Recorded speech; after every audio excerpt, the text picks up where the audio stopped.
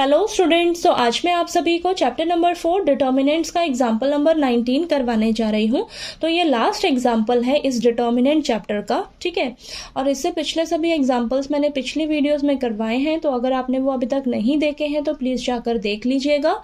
और अगर आपको किसी भी एग्जाम्पल में किसी भी तरह का कोई डाउट आता है तो प्लीज़ आप मुझसे कमेंट करके पूछ लीजिएगा, ठीक है। तो चलिए करते हैं एग्जाम्पल नंबर 19। और हाँ बेटा जी, आपके पास ना एनसीईआरटी बुक में इस क्वेश्चन में प्रिंटिंग में ना मिस्टेक दे रखी है।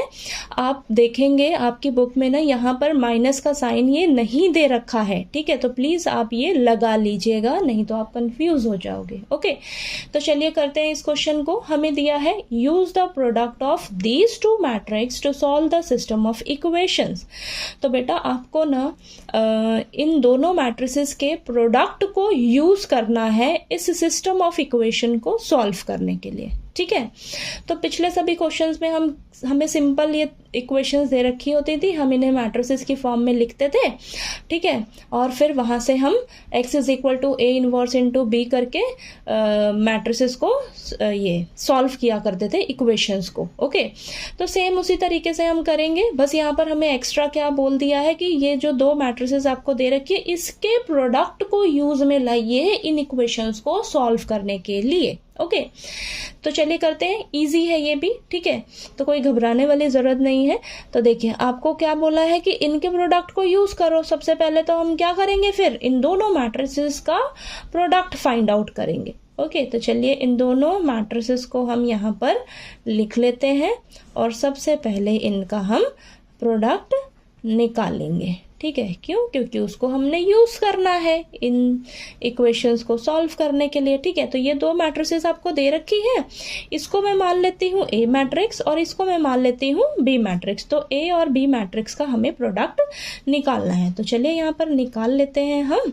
तो देखिए फर्स्ट रो को फर्स्ट कॉलम से मल्टीप्लाई कर देंगे तो -2 -9 +12। नेक्स्ट फर्स्ट रो को सेकेंड कॉलम से मल्टीप्लाई करेंगे तो 0 -2 +2। फर्स्ट रो थर्ड कॉलम को मल्टीप्लाई करिए तो ये आ जाएगा 1 + 3 - 4, ठीक है।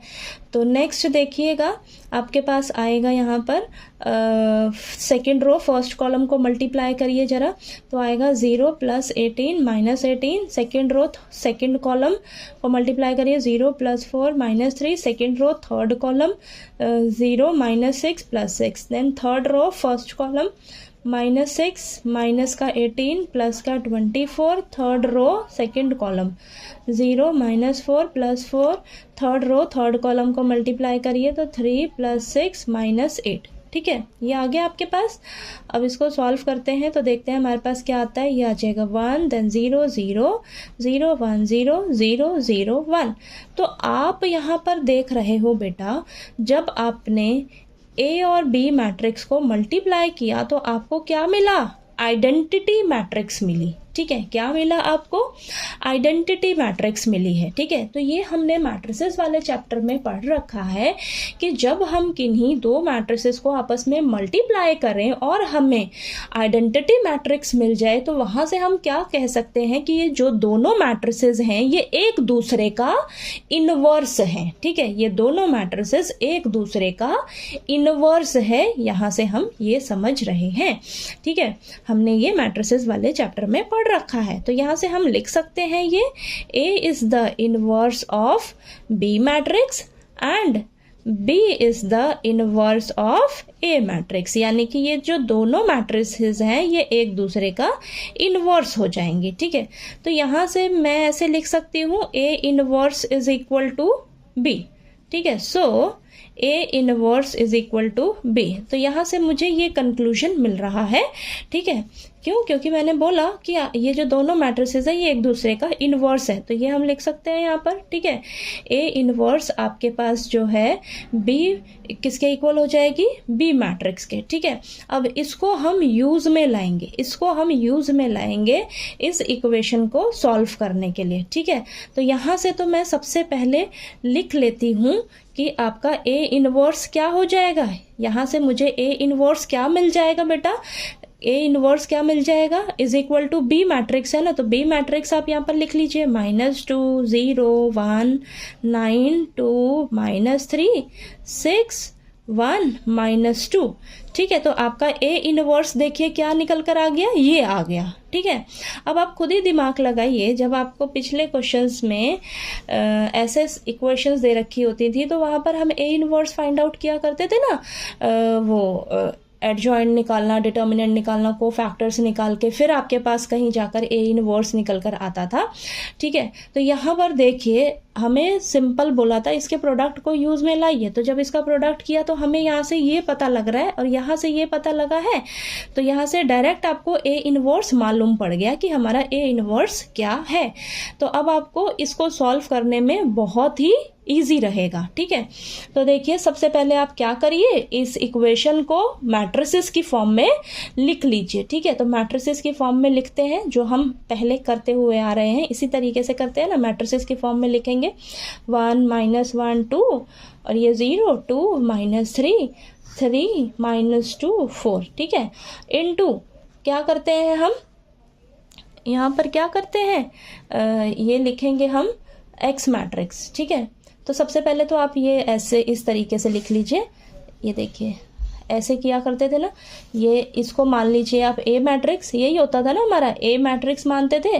फिर नेक्स्ट हम एक्स मैट्रिक्स किसे लेते थे, जिसे हमें फाइंड आउट करना होता है, तो एक्स वाई जेड।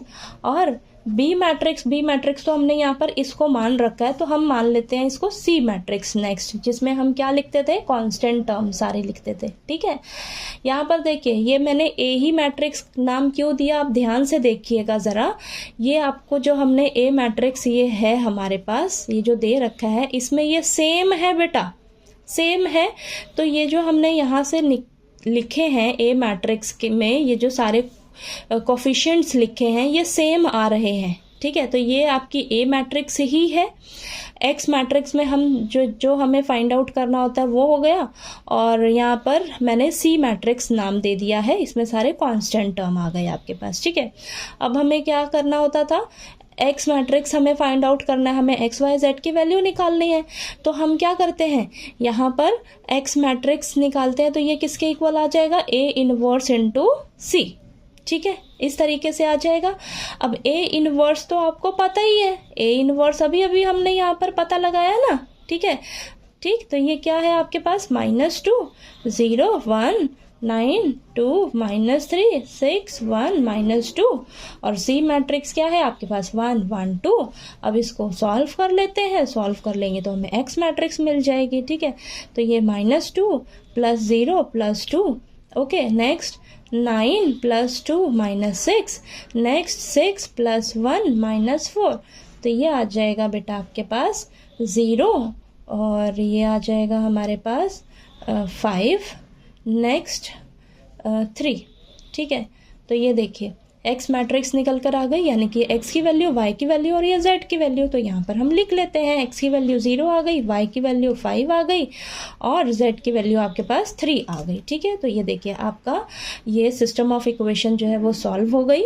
हमने यहाँ पर इन दोनों मैट्रिसेस का प्रोडक्ट जो है वो यूज़ किया है इस इक्वेशन को सॉल्व करने के लिए। ठीक है, तो ये पिछले क्वेश्चन से भी बहुत ज़्यादा ईजी है, बस आपको यहाँ पर पता रहना चाहिए कि यहाँ पर ये जो आपके पास आया है, तो यहाँ से आपको क्या कंक्लूजन मिलेगा, और उसको आपने यूज़ करना है इस इक्वेशन को सॉल्व करने के लिए। ठीक है, तो चलिए आपको ये एग्जाम्पल नंबर 19 जो है वो अच्छे से क्लियर हो गया होगा।